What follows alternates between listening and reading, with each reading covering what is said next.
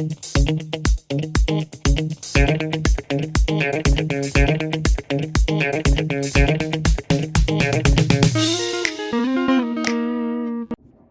there, it's me again. So you all probably recognize the plant that's behind me, right? So the question today is, what will happen if I touch it? Although that one is too easy, right? So let's look at another question that might be a little bit more interesting.